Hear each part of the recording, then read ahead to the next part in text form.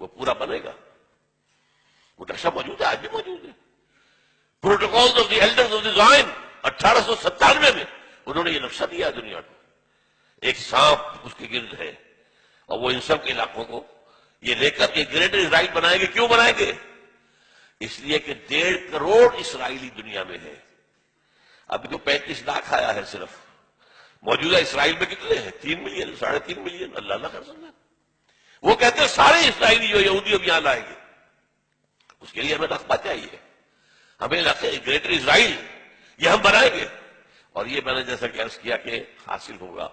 Number 1 Armageddon, number 2 greater Israel, number 3 demolition of مسجد اقصی and قبۃ الصخرہ.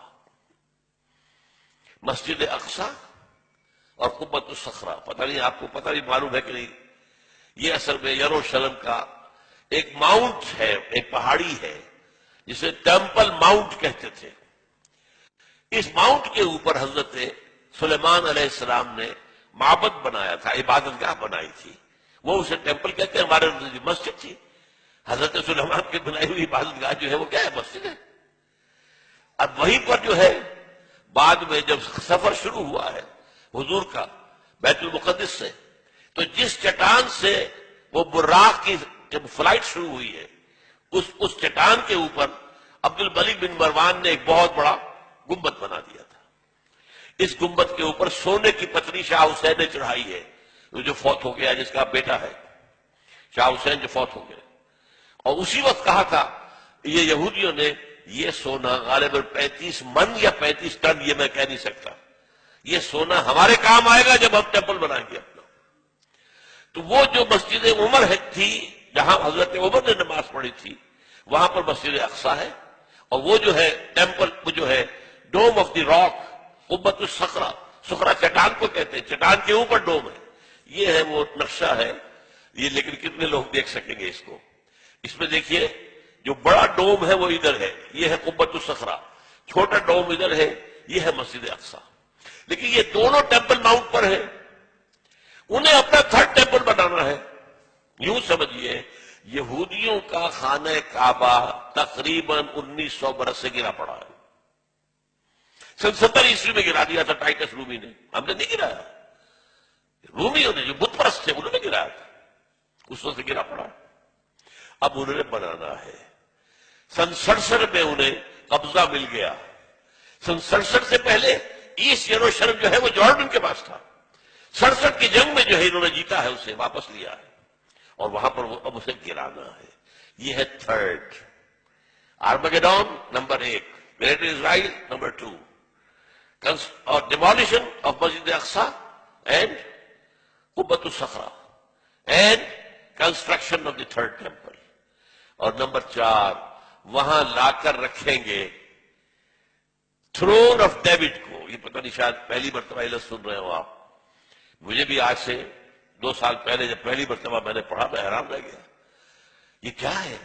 حضرت داؤد کا تخت کہیں محفوظ ہے؟ ہاں، یہ ایک پتھر تھا جس پر حضرت داؤد کو بٹھا کر تاج پوشی کی گئی. اسی پر بٹھا کر حضرت سلیمان کی تاج پوشی ہوئی. پھر جو حضرت سلیمان نے یہ معبد بنا دیا، وہ معبد میں رکھ دیا گیا. اس کے بعد کسی بھی اسرائیلی بادشاہ کی تاج پوشی وہیں پہ بیٹھ کر ہوئی. جب ٹائٹس رومی نے 70 عیسوی میں گرا دیا ان کے ٹیمپل کو، وہ پتھر لے گیا، وہ پتھر روم گیا، روم سے آئرلینڈ گیا، آئرلینڈ سے اسکاٹ لینڈ آیا، اسکاٹ لینڈ سے برطانیہ میں آ گیا، انگلینڈ میں آ گیا. اور انگلینڈ میں 14ویں صدی عیسوی میں اس پتھر کو ایک کرسی کی سیٹ کے طور پر لگا کر یہ تھرون بنا دیا گیا. اور یہ جو ان کی پارلیمنٹ ہے، ویسٹ منسٹر کی پارلیمنٹ جو ہے، اس کے ساتھ جو چرچ ہے ویسٹ منسٹر ایبے، اس میں رکھا ہوا ہے. اور اب برطانیہ کا کسی بادشاہ، کوئی جو کوئن ہے، تاج پوشی ہوتی ہے اس پتھر پر. That is the throne of David. وہ لا کر رکھا جائے گا. یہ 4 نکاتی ایجنڈا ہے جس پر جیوز اور جو عیسائیوں میں جن کو ہم کہتے ہیں نیو کون، یہ آج کل آپ پڑھتے ہیں نیو کون، نیو کنزرویٹوز، یہ لوگ جو ہے یہ متفق ہیں. یہ 4 نکاتی ایجنڈا. اسی لیے میں نے کہا تھا کہ کہ جو اس صلیبی جنگ کا مرکزی مارکا ہے وہ وہاں ہونا ہے، لیکن وہ چاہتے ہیں کہ اس سے پہلے پہلے افغانستان اور پاکستان ان سے نمٹ لے، اس لیے کہ جب یہ گرائیں گے، جب یہ بیت المقدس کے اندر ہماری مسجد اقصی کو گرائیں گے، اور جب یہ قوت الصخر پورے عالم اسلام کے اندر آگ لگے گی، اور یہ جو حکومتیں ہیں اوپر بیٹھی ہوئی ہیں مسلمانوں کی، یہ تو جو جیسے کہ بعض سرمایہ دار کارخانے دار جو ہیں، ایک تو ان کے ہاں لیبر یونین ہوتی ہے جنوین، اور ایک ہوتی ہے پاکٹ یونین، وہ پاکٹ یونین سے تمام حکومتیں انکلوڈنگ اوور اون، مشرف سے بڑا پاکٹ اور کون ہوگا، اور وہ زرداری اس کا باپ نکلا ہے، دونوں ایک دوسرے سے آگے۔ اور جیسا کہ میں نے بتایا فہد کے بعد ہمیں امید تھی بہتری کی، وہاں تو فہد کا باپ آ گیا، وہ تو سب سے بڑھ کے چلا گیا، وہ تو سجدہ ریز ہو گیا امریکہ کے سامنے۔ تو اندیشہ ہے کہ اس وقت جو ہے ہو سکتا ہے پاکستان کے ایٹمک جو اثاثے ہیں وہ فنڈامنٹلسٹ کے ہاتھ میں آ جائے، یہ حکومتیں سیلاب میں تنکوں کی طرح بہہ جائیں گی۔ یہ ہے، اس لیے میں دو باتیں آپ کو بتا دوں۔ 1967 کی جب جنگ ہوئی تھی، 6 days وار، اسرائیل نے 3 مسلمان ملکوں کو شکست دی ایک وقت۔ مصر سے سینائی پیننسولا لے لیا، شام سے گولان ہائٹس لے لیے، اور جارڈن سے یہ پورا ویسٹ بینک لے لیا۔ اسی ویسٹ بینک کے اندر یہ حصہ تھا جس پر کہ ٹیمپل ماؤنٹ ہے، اور جس پر یہ 2 سٹرکچرز ہمارے کھڑے ہوئے مسلمانوں کے مقدس مقامات، مسجد اقصی اور نمبر 2 قبۃ الصخرہ۔ اس وقت جو ہے انہوں نے جشن منایا تھا 1967 میں، اپنی فتح کا جشن منایا پیرس میں، اور وہاں تقریر کی تھی بن گوریون نے۔ بن گوریون ہوا the first prime minister of Israel, اور اس نے یہ کہا تھا ہمیں کسی عرب ممالک سے کوئی خطرہ نہیں ہے، ہمیں خطرہ صرف پاکستان سے ہے۔ حالانکہ پاکستان ایٹمک پاور تو نہیں تھا اس وقت۔ اس وقت جو ہے اس اصل صلیبی جنگ کی تمہید کے طور پر ایک تو یہ کہ افغانستان میں اس طرح پنجے گاڑ کر امریکہ بیٹھنا جانے والا نہیں ہے۔ یہ ہمارے بعض دوستوں نے جو بلوچستان میں رہتے ہیں بتایا جس طرح کی کنسٹرکشن یہ کر رہے ہیں، پورے پاکستان کے جو بارڈر ہے افغانستان کے ساتھ ایسے بنکرز بنا رہے ہیں، اتنے ہیوی بنکرز کہ پتہ ہی نہیں چلتا کہ واپس جانے کی کوئی نیت ہے۔ یہ پنجے گاڑ کر بیٹھیں گے، کیوں بیٹھیں گے؟